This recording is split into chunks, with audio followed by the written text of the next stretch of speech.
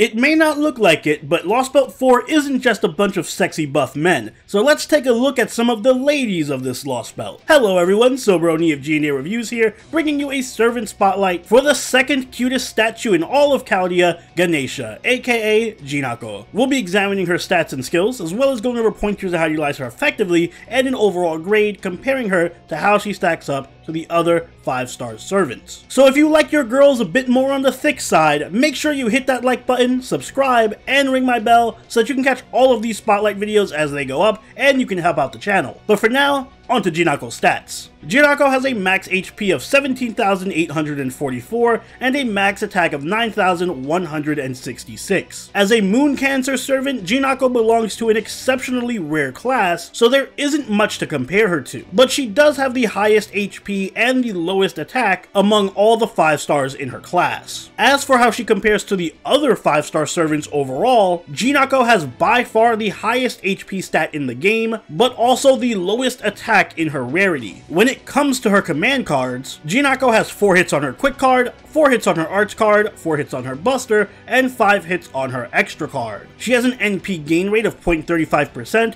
and a star rate of 14.5%. Jinako is pretty much the definition of a tank, with an absurdly large focus on her defense over her offense. Her star generating is decent as well due to her high hit counts, but she does suffer from below average NP gain despite her deck, just due to her really low NP gain rate. Taking a look at her skills, Jinako's first skill is Prosperous Business Rank A. This skill will increase the party's NP gauge as well as their attack for 3 turns, both between 10 to 20% and both depending on level. The skill will also grant each party member the ability to generate 5 crit stars per turn for 3 turns. Her second skill is Severed Tusk Rank B. This skill grants Jinako a 1-turn taunt, and it also reduces the damage she takes by 1,000 for 1 turn. In addition, it will increase her attack for 3 turns between 20 and 30% depending on level. And finally, her last skill is Vinaya's Strength Rank EX. This skill grants an ally invincibility for 1 turn, and it also increases their NP gen for 1 turn between 20 and 30% depending on level, but it will seal their skills for 1 turn as a demerit. As for her passives, Jinako has Magic Resistance Rank A, which increases her debuff resist by 20%, Riding Rank A, which increases her quick card effectiveness by 10%, and Divinity Rank B, which increases her damage by 175. Moving on to her deck and Noble Phantasm, Jinako has an Arts deck with Quick, Arts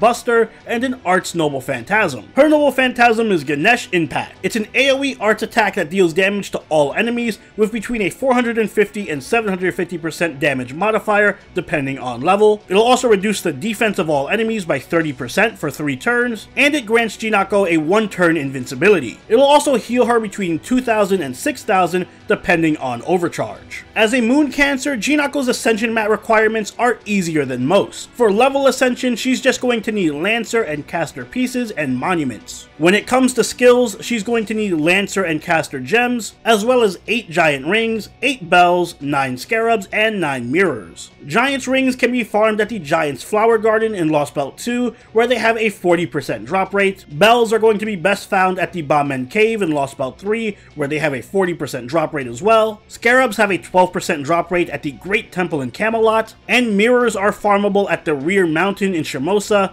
where they have a 12% drop rate. Jinako couldn't be more different from her Lost Belt 5-star counterpart if she tried. If Arjuna Altar is the epitome of a great offense, then Jinako is defense personified. Her most amazing stat, without a doubt, is her tremendously high 17,800 HP, which is the highest HP stat in the game by leaps and bounds, putting even Jean to shame. Unfortunately though, Jinako pays for her insane HP by having an attack stat that's so low, it's below average for a 4-star servant. Her passives and NP gain are quite weak as well, but thankfully Jinako doesn't even pretend to be a good attacker. Instead, she goes all in on her tanky support role, as evidenced by her skills. Severed Tusk, Jinako's second skill, takes full advantage of her bloated HP stat by granting her a 1-turn taunt and a solid 1000 HP damage cut, as well as a bonus 30% attack buff for 3 turns. Normally this would be a very good attack buff, but given Jinako's already abysmal attack, it isn't exactly going to turn her into a DPS. That attack buff, however, is secondary to the main draw of this skill, which is the taunt. Taunt is an incredibly versatile skill that can save an ally party member for a turn, enable Jinako to absorb an enemy Noble Phantasm, or even stall out an enemy boss. The cooldown for the skill is surprisingly short, so Jinako can use this taunt multiple times in longer battles, especially in arts teams that focus on stalling. But that isn't Jinako's only defensive skill. She also has Vinya's Strength. This is a targetable skill that grants an ally 1 turn of invincibility and a 30% buff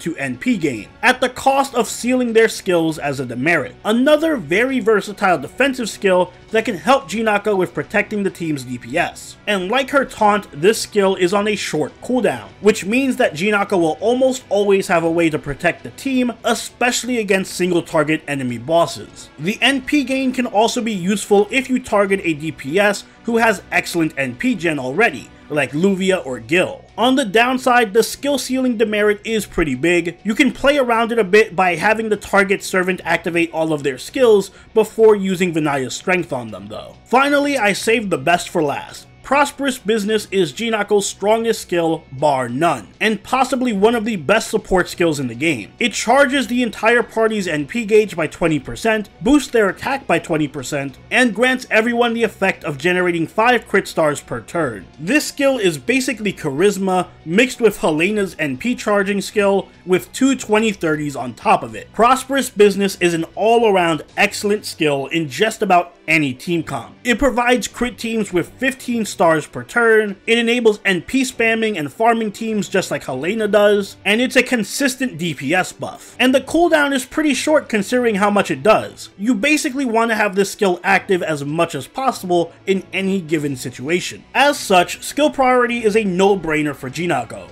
Level Prosperous Business first, because it enables so many different team comps. Then you can go for either Taunt or Invincibility, depending on your personal preference. Although I would recommend Invincibility before Taunt, since it's a little bit more versatile. Jinako's Noble Phantasm is an AoE arts attack that lowers the enemy's defense by 30%, and it grants Jinako Invincibility and heals her. On the damage front, this Noble Phantasm is laughably bad. It is very underpowered, and it won't be helpful for farming even weak enemy waves. However, as a support Noble Phantasm, this is very strong. It gives Jinako yet another source of invincibility and even healing. It pairs exceptionally well with her taunt too, since she can force the enemy to hit her while she's invincible. The defense down also pairs nicely with the attack buff on her first skill to give the team a significant boost in damage. Jinako makes a serious case for being one of the best tanks in FGO. She isn't just a tank though. She can actively provide good support to the team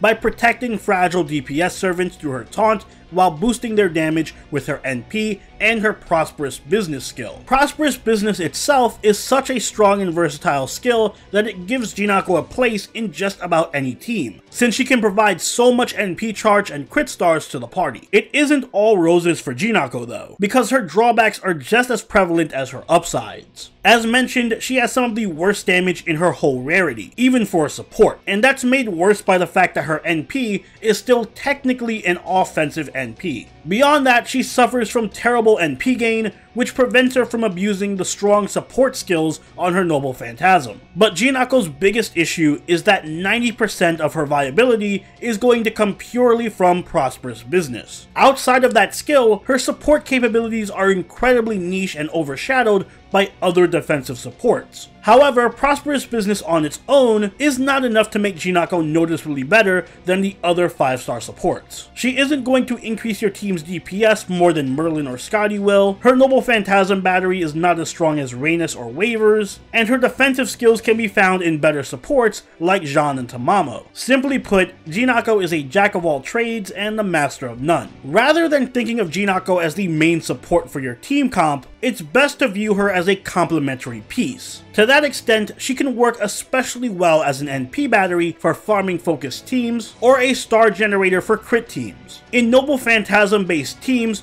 Jinako can work well when supporting servants who have strong NP gain, like Sieg, Ryder Mordred, and Finn. All 3 of them are going to benefit from her direct NP charge as well as her NP gain battery, and she can even boost their damage a bit with her attack buff. As for crit teams, she works best when generating stars for arts crit servants like Saberlot, Luvia, and Ryoma. Not only does Jinako provide good star generating for these servants, but her low star weight prevents her from stealing too many of them. And all 3 also make really good use of Jinako's NP battery and defensive skills in tougher battles. Jinako's Bondcraft Essence is at the door towards gourmet food. It generates 8 crit stars per turn and heals the party by 300 HP every turn. This is an excellent Bondcraft Essence. It's basically a 20-30 that heals, so I highly recommend using it. If you need alternatives though, Jinako can be built to focus on tankiness or star generating. For tankiness, I recommend using craft essences that boost overcharge and healing like Bridal Training, Demonic Bodhisattva, or Lady Fox. But the better choice is to use star generating craft essences like 20-30, His Rightful Place, or Seaside Luxury to complement the star generating on her first skill. In the future, I recommend using the One Who Desires Salvation. It increases overcharge by 2 stages 3 times, which massively improves Jinako's heal. For command codes, I would recommend using anything that gives healing like Bride of a White Rose, because it complements Jinako's Bond CE and it gives her some extra utility. Overall, Jinako is a well-rounded support servant that shines defensively. She is one of the best pure tanks in the game thanks to her large HP pool and plethora of defensive buffs. She provides good utility with her targetable taunt and invincibility, and her prosperous business skill can work well in any team comp, providing a ton of NP charge, damage, and crit stars. Unfortunately though, she is held back by her incredibly poor attack combined with her slow NP gain, and she just doesn't provide enough buffs to really outshine any of the other major supports in the game in any area. So all in all, Jinako gets a B- from me. I don't think she's bad, and you can definitely find room for her in just about any arts team if you do get her, but she is incredibly vanilla in her support capabilities and doesn't really do enough to elevate her above just being average. And those are my thoughts on Jinako. I imagine her banner is not going to be quite as popular as Arjuna's, but if you are rolling for her, then good luck, and I hope you have plenty of food to use as a catalyst. But what do you think? Let me know in the comments down below. And if you enjoyed this video, don't forget to leave a like and consider subscribing if you really enjoyed the video. Join the party over at our Discord, chill with us on Twitch, and follow us on Twitter. And I'll see you all in the next Servant Spotlight. So Brony out. Later.